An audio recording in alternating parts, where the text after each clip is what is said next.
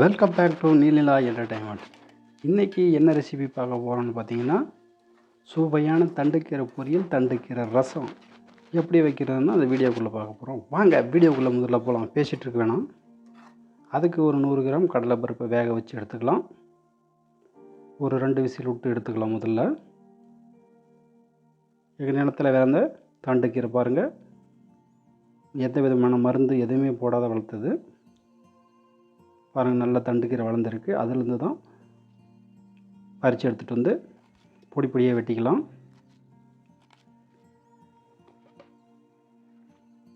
இந்த மாதிரி பொடி பொடியாக வெட்டி எடுத்துக்கணும். கழுவிட்டு பொடி பொடியாக எடுத்துக்கலாம். அதே குக்கரில் உப்பு 1 ஸ்பூன் போட்டு வெட்டி வச்சு தண்டுக்கீரையை சேர்த்துக்கலாம். கூடவே 1 டம்ளர் அளவுக்கு தண்ணி, கொஞ்சமாக எண்ணெய், ஒரு கட்டாகிற அளவுக்கு நாங்கள் சேர்த்துருக்குறோம். க்ளோஸ் பண்ணிட்டு ஒரு 2 விசில் விட்டு எடுத்துக்கலாம். கீரைக்கு அதிகமாக விசில் விட தேவையில்லை. அதுக்கு தேவையானது என்னென்னு பார்த்திங்கன்னா, பெரிய வெங்காயம் 2, பூண்டு ஒரு 10 பல் தட்டிக்கணும், கறிவேப்பிலை. மேலே இருக்க விசில் எடுத்துகிட்டு ஓப்பன் பண்ணிடலாம். கீரை நல்லா வெந்திருக்கு பாருங்கள்.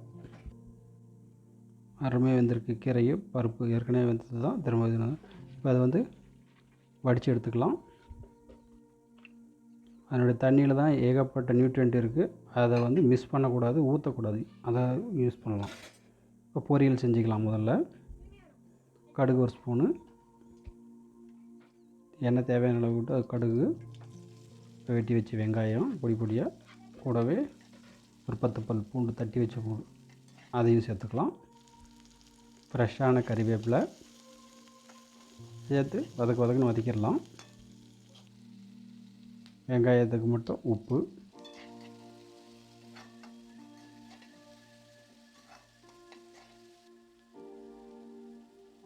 பெருங்காயம் ஒரு 1/4 டீஸ்பூன் அளவுக்கு, மஞ்சள் தூள் 1 ஸ்பூன் போட்டுக்கோங்க,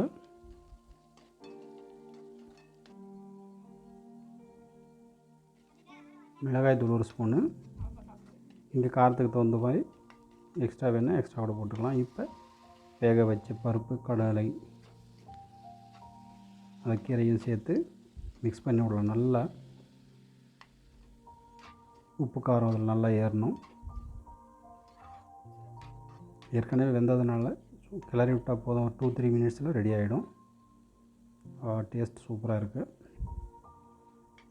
யாரும் வேணான்னு சொல்ல மாட்டாங்க, அந்த அளவுக்கு இருக்குது. ஓஹோ, சூப்பர் சூப்பர். கூடவே ஒரு 1/4 கப் அளவுக்கு தேங்காய் துருவல் சேர்த்து மிக்ஸ் பண்ணி ஒரு 2-3 மினிட்ஸ் அப்படியே சிம்மிலே அந்த தேங்காயோட பச்சை வாசனை போகணும். அதுக்காக நல்லா கலந்து விடலாம். ரெடி ஆகிடுச்சு. கடைசியாக கொத்தமல்லி தழை, ஃப்ரெஷ்ஷான கொத்தமல்லி தழையை தூவி இறக்கிடலாங்க. சுட சுட சாப்பிட்லாம் சாதத்தோடு. இது ரொம்ப டேஸ்ட்டாக இருக்கும். அடுத்ததாக ரசம் செய்கிறது எப்படின்னு பார்க்கலாம். தண்டுக்கீரை ரசம். 2 தக்காளியை அதனுடைய வாய்ப்பகுதியை வெட்டி எடுத்துடணும். டைரெக்டாக அந்த தண்ணியில் புழிஞ்சு விட்டுடலாம். நல்லா பிசைஞ்சு எடுத்துடலாம் அதை தக்காளியை. கூடவே ஒரு பெரிய நெல்லிக்காய் அளவுக்கு புளி தண்ணியில் ஊற வச்சிடலாம். வானலில் காஞ்ச உடனே 2 ஸ்பூன் எண்ணெய், கடுகு 1 ஸ்பூனு, சீரகம் 1 ஸ்பூனு, மிளகு ஒரு 3 இல்லை 4 போட்டுக்கோங்க, காஞ்ச மிளகா தேவையான அளவுக்கு, காரம் அதிகமாக வேணால் எக்ஸ்ட்ரா போட்டுக்கோங்க. நான் ஒரு 5 மிளகா மட்டும் தான் போட்டிருக்கேங்க. கறிவேப்பிலை. ரசம் வைக்கிறது ரொம்ப சிம்பிள் தான். இப்போ ஒரு 20 பல் பூண்டு, மெயினாக பூண்டை போடணும் இதில். ரசம்னாலே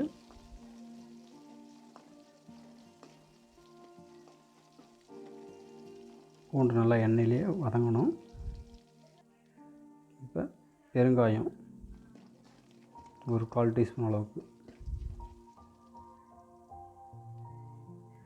இது மிளகுத்தூள் 1.5 ஸ்பூன் போட்டுக்கோங்க. சீரகமும் மிளகுத்தூளும். ரொம்ப அதிகமாக ஊட்டிங்கன்னா தீஞ்சிரும். அவ்வளோதான். கீரை தண்ணியை ஊற்றிடலாம். அதிகமாக எதுவும் கொதிக்க தேவையில்ல. கசப்படிக்க ஆரம்பிச்சிடும் அதிகமாக கொதிச்சா. மஞ்சள் தூள் சேர்த்துக்கோங்க ஒரு 1/4 டீஸ்பூனு. சுவையான ரசம். இது யாரும் வேணான்னு சொல்ல மாட்டாங்க. ஒரு முறை செஞ்சு பாருங்கள். இந்த மாதிரி உப்பு பார்த்துருவோம். உப்பு ஏற்கனவே வேக வைக்கும் போதே போட்ட உப்பு அதில் இருக்கும். கொதிச்சு வருது பாருங்கள். சைடில் பொங்கி வரானுங்கெல்லாம். இப்போ அந்த புளி கரைசலை சேர்த்திருவோம். இதில்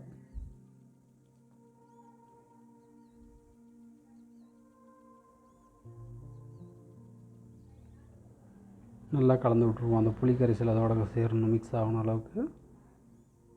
கொதிக்க ஆரம்பிச்சிச்சு. அதிகமாக கொதிக்க வேண்டிய அவசியம் இல்லை. ஆஃப் பண்ணிடலாம். அவ்வளோதான். கொத்தமல்லி தழை தூவி இறக்கிடலாம். டேஸ்டான ரசம் ரெடிங்க. இது சுட சுட சாதத்துக்கு கீரை, தண்டுக்கீரை, சுட சுட சூடான சாதத்தை கூட ரசம், லஞ்சுக்கு செம டிஷ்ஷுங்க. இந்த மாதிரி செஞ்சு பாருங்கள். எப்படி இருந்துச்சுன்னு கமெண்ட் பண்ணுங்கள். வீடியோ பிடிச்சிருந்தால் லைக் பண்ணுங்கள், ஷேர் பண்ணுங்கள், சப்ஸ்கிரைப் பண்ணுங்கள். மீண்டும் ஒரு அடுத்த நல்ல வீடியோவில் சந்திப்போம். தேங்க்யூ. Bye bye.